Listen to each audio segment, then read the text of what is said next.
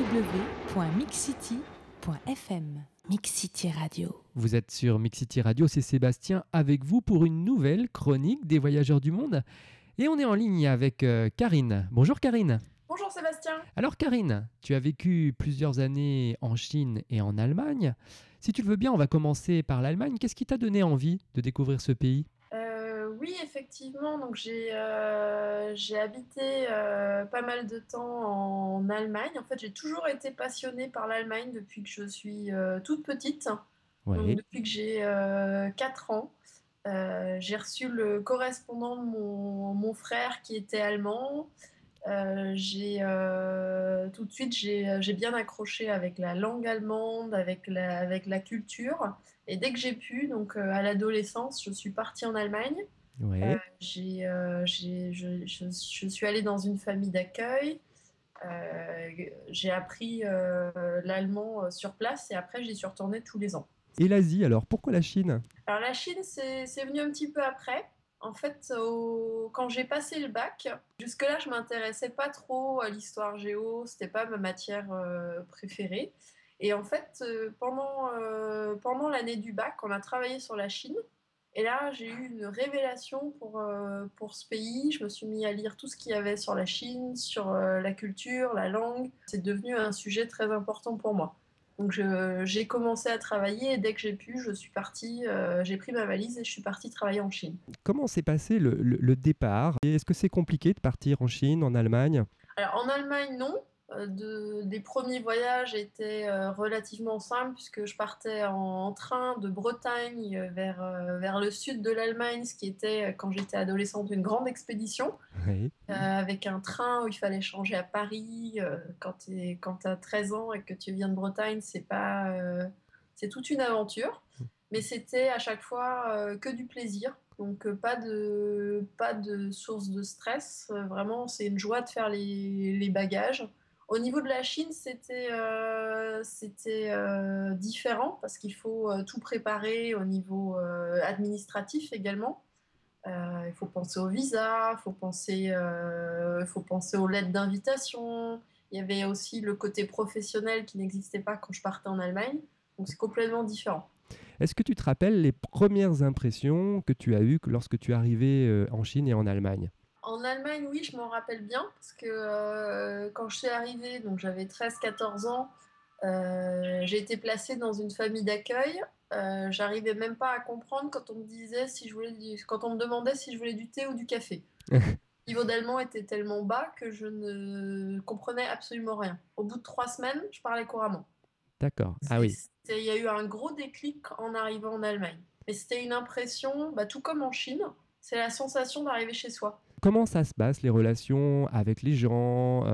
Quels sont les chocs culturels que l'on peut avoir en étant dans ces deux pays ? Alors en Chine, ce dont je me rappelle quand je suis arrivée, un des premiers souvenirs, c'est comment je vais faire pour traverser la route.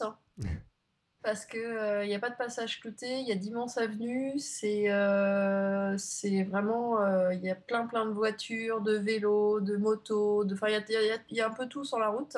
Et on se demande juste comment on va traverser sans se faire écraser pendant le trajet.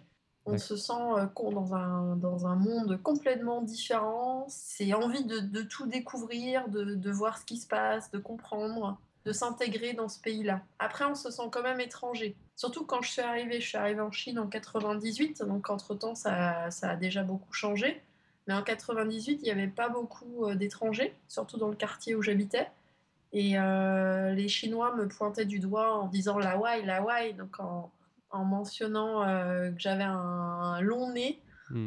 Donc c'est comme ça qu'ils appelaient les Européens. Donc ça, il faut s'habituer à être pointé comme étranger tout le temps, parce qu'on te demande tout le temps d'où tu viens, ce que tu fais. C'est pas toujours évident, mais en même temps, c'est grisant. Madame, monsieur, nous vous rappelons que ce vol est non fumeur et vous informons que l'utilisation... www.mixcity.fm. Mix City Radio. Est-ce que là-bas tu as rencontré des Européens ou est-ce que tu as bien réussi à t'intégrer au sein de la population chinoise ? J'ai essayé de pas rester avec les Européens, donc j'en connaissais évidemment des Français, beaucoup d'Allemands de par mon travail. J'ai souvent été invitée dans des familles chinoises pour dîner. J'ai même été invitée à des mariages chinois en étant à la salle européenne.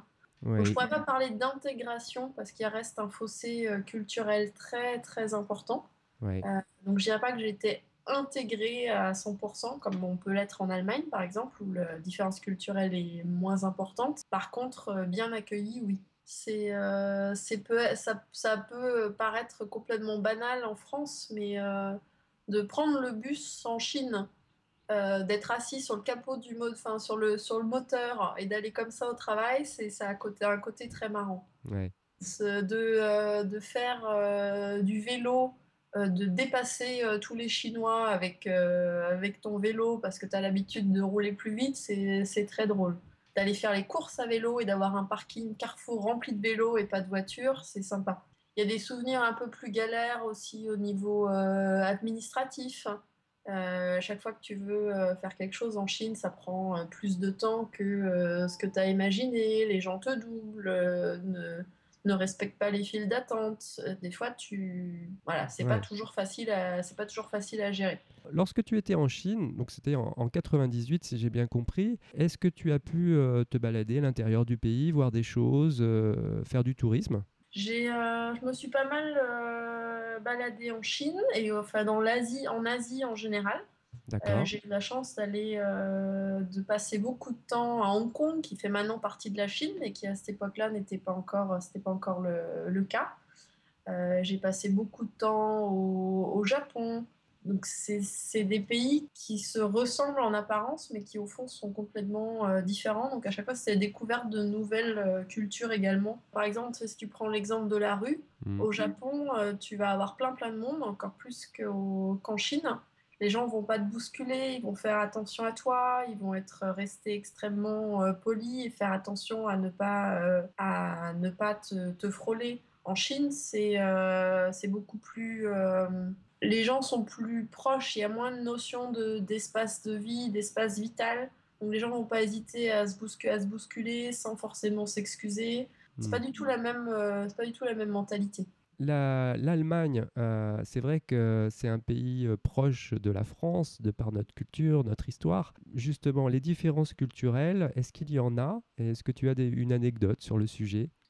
Oui, il y a des différences culturelles au niveau de l'Allemagne qu'on soupçonne pas forcément. Moi, je pense, moi, en tant que femme, par exemple, je pense par exemple à la notion de travail des femmes en Allemagne. En Allemagne, soit tu as des enfants, soit tu travailles. Mm. Mais en général, les deux sont pas forcément combinés. Si tu veux faire carrière, souvent tu n'as pas d'enfants. C'est pas tout le temps le cas, il y a toujours des exceptions à la règle, mais ça fait partie de la culture de s'occuper des enfants en priorité et de laisser tomber, en tout cas pour un temps, sa carrière. Alors qu'en France, on va plus pousser les femmes à faire les deux en même temps. Puisque tu as une expérience du voyage assez importante, est-ce que tu aurais des conseils à donner Déjà, je conseille à tout le monde de voyager parce que c'est une expérience qui est formidable. Surtout, ne pas hésiter à s'expatrier, à aller faire un tour du monde, à partir étudier ou travailler à l'étranger ou même simplement voyager. S'enrichir pour le voyage, c'est un bon mot de la fin. J'ai envie de te demander quelles seront tes prochaines destinations? Pour l'instant, j'ai pas de projet de voyage spécifique, mais cela dit, ça reste quand on a la fièvre des voyages, c'est à vie. Là, je pense que je vais me concentrer sur la découverte du reste de l'Italie que je connais pas encore bien, et éventuellement les Maldives à nouveau l'année prochaine. Merci beaucoup Karine de De ton rien. témoignage. On espère que tu nous rappelleras dans quelques mois lorsque tu en seras à ton prochain voyage. Tu pourras nous raconter ton expérience. Merci Sébastien. Et je vous rappelle que vous pouvez retrouver l'interview de Karine, mais aussi celle des autres voyageurs du monde, en vous connectant sur www.mixcity.fm.